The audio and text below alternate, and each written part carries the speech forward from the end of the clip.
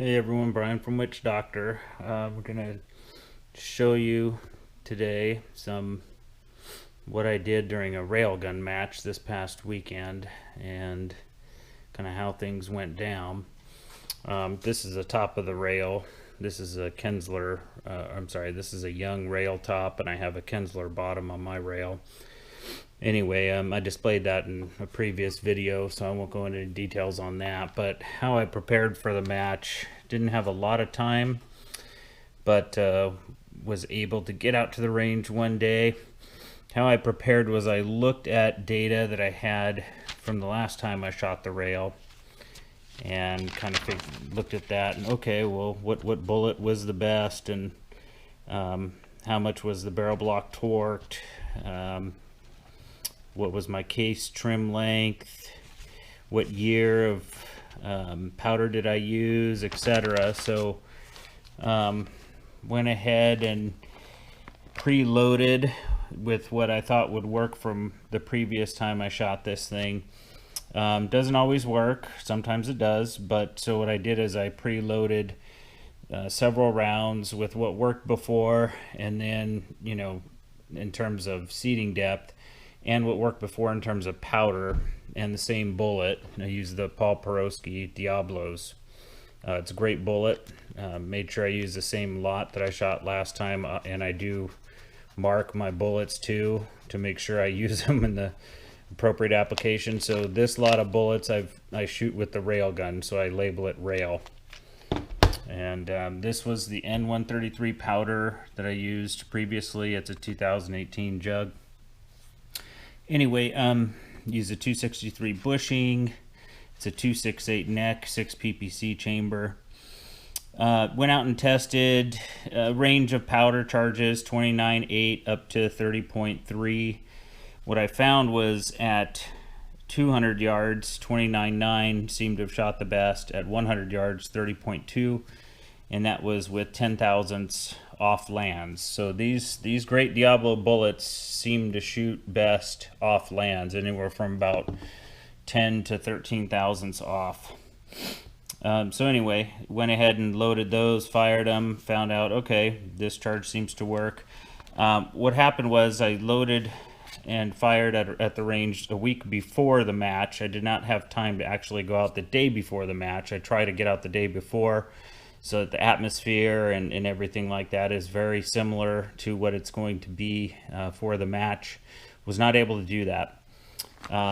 Life, you know, I have kids and other things, so anyway, so got to the match and loaded my 29.9 at 200, fired my first group 5-shot group here with the rail, and as you can see, I got all vertical. I mean, there's very little horizontal here, it's all vertical.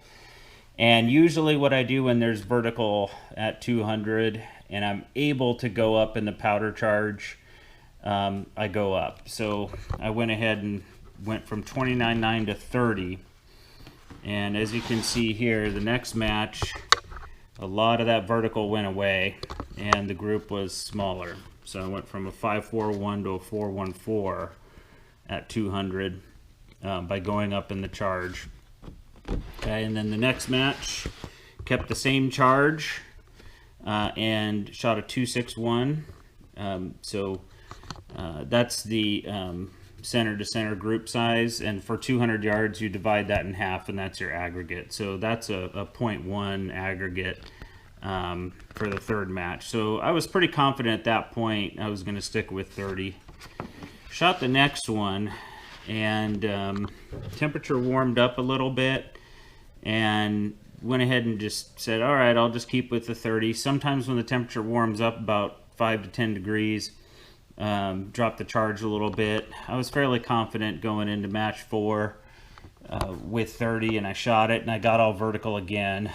So I was thinking, maybe a little hot on the hot side. I had kind of 3 in one hole and then 2 in the next, like what we call 3-2. So I went ahead and dropped the charge to 29.9 for the next match, and it did tighten the group up a little bit. Lost some of the vertical, and so finished out with a 4.68.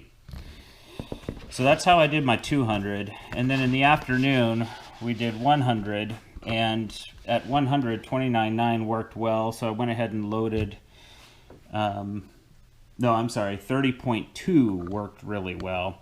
So I loaded 30.2. And as you can see, at 100 yards, I got some vertical there on that 5-shot group. At that point, I thought, okay, I'm probably too hot. The temperature is definitely warmer than when I did my load development. And so, and over here at 200, 29.9 and 30 was working well. So I dropped the charge to 30. And there you go. The vertical basically went away.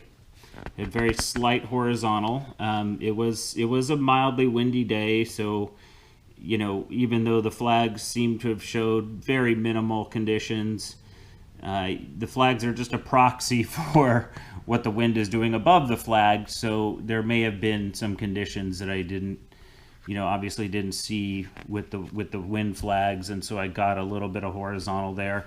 I was fine with that. I said, okay, I'll keep it at 30. Definitely the vertical's gone, and that could have probably been, you know, some very slight wind that just weren't being picked up by the flags. Next match, kept that 30 load, and went ahead and shot a 0. This would be considered a screamer. As you can see, it's very hard to see that there was more than one shot in there, and that was a match winner for that match. I did wait till all the flags, the conditions were such that all the flags weren't moving when I shot this 5-shot group. Felt pretty confident that it was going to be small, and it was a 0. It was the smallest group for the match. And the next match, again, just kind of kept it with 30, and the group opened up a little bit to a 245. After that, I decided, okay, I better, you know, clean, not just for carbon, but also for copper fouling. And so I went ahead and cleaned the barrel really good. I thought, okay, it could just be some, you know, carbon and copper buildup. Cleaned it really well. Went into match 4, maintained the 30 grain charge, and shot a 164. So anyway, that's kind of the steps and I guess the logic that was going through my head. Won the match with that .89, won another match with a 137. Also won the match with a 206, and that was at 100. At 200, that 261 was a match winner. Walked away winning first place for 100 yards, unlimited. And looks like the 2-gun aggregate, 100 and 200 yards, got second. Larry Bowers was shooting really well and very consistently the entire time. I don't think he had to adjust his charges or anything, so he took first. Same thing with the unlimited 5-shot grand aggregate. Second place, Larry took first. And at 200 yards unlimited, I actually got third. I didn't think I was going to get third because I just didn't, you know, when you start off a 200-yard match with a complete vertical group like this, you kind of, at least I kind of start thinking, all right, I'm not going to be super competitive. But as I changed the charge and the groups shrunk, I started getting a little more confidence. This 261 was a winner, so I thought, okay, I might crack the top 3 here, and I did, luckily. Anyway, definitely took first at the 100, and making those powder adjustments on, you know, on the go was a must. Otherwise, I definitely would not have won. So this is another reason why, at least for short-range bench rest, and if you're able to, loading, you know, at the range during the match can work really, really well. Because if I was preloaded with, you know, 30.2 at 100 and 29.9 at 200, I wouldn't have been able to make the adjustments necessary to win the match. So anyway, that's the reason why a lot of shooters you'll see at bench rest matches will be loading at the match. All right, everybody, so just wanted to show you those and show you kind of the thought process going through it. We'll be submitting this small dot here for a screamer, NBRSA screamer, because the match I was in was a sanctioned NBRSA match, so I'll get a screamer sticker for this one. And good looking group. So anyway, all right, everybody, please subscribe, like, and share, and check out my Patreon, please. I'd like to do testing, but it's getting really expensive, and so any financial contribution you can make would be very much appreciated, so I can continue to do these tests and contribute to the information out there. All right, take care, everyone.